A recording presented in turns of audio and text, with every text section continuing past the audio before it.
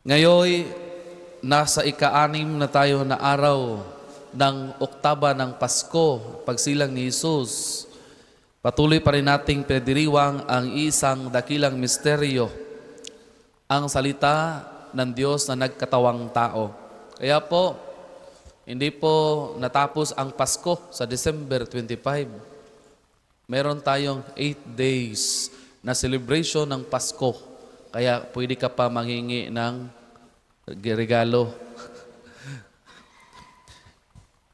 Ang oktaba, 8 days. Ang oktaba ay paalala na ang Pasko ay hindi lamang isang araw na selebrasyon, kundi isang misteryong pinagninilayan at isinasabuhay araw-araw. Sa Ebanghelyo ngayon, pinakilala sa atin ay isang matandang babaeng propeta. Ang ngalan ay Ana.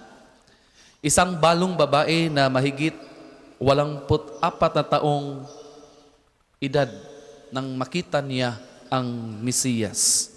Hindi siya umalis ng templo araw at gabi. Siya'y nananalangin at nag-fasting, nag-aayuno. Sa mata ng mundo, tila walang nangyayari sa kanyang buhay.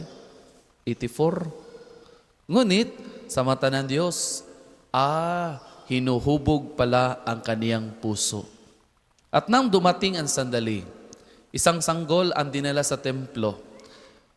Si Jesus dinala ng kanyang mga magulang sa templo. Walang karangyaan, walang himala, walang ingay, ngunit nakilala ni Ana ang Mesiyas. Paano? Dahil ang mahabang paghihintay ay naglinis ng kanyang paningin. Ang 80 taon, almost 80 taon ng katapatan ang nagturo sa kanya kung paano makita ang Diyos sa tahimik at karaniwang panahon. Totoo nga, ang marunong maghintay sa Diyos ay marunong makakilala sa Diyos. Pagkatapos, sinasabi sa atin ng Ebanghelyo, ang bata ay lumaki at lumakas, puspos ng karunungan, at ang biyaya ng Diyos ay sumasa kaniya.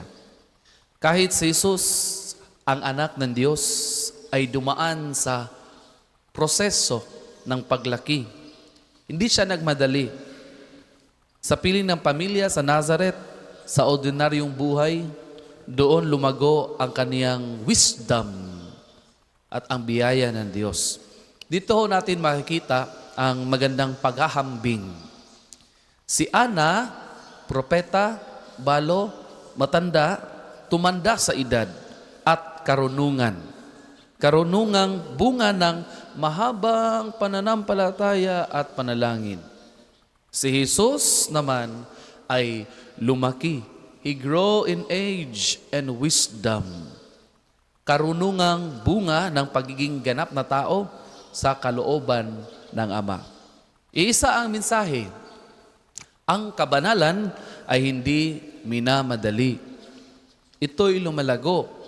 Bata man o matanda na, ang mahalaga ay patuloy tayong tumutubo sa biyaya ng Diyos. Mga kapatid, sa ika-6 na araw ng Octave of Christmas, inaanyayahan tayong matutong maghintay tulad ni Ana at lumago tulad ni Jesus. Sa ating paghihintay sa buhay, sa ating pamilya, sa mga pangarap natin, huwag tayong mainip sapagkat habang naghihintay tayo hinuhubog ng Diyos. At kapag dumating siya, kahit sa tahimik at simpleng paraan, naway makilala natin siya at purihin ang Diyos. In a simple way, when we wait, and in our waiting we pray and do something to grow in wisdom, even in a simplest way, when the Lord is present in us, then we can easily recognize Him. Amen. Para po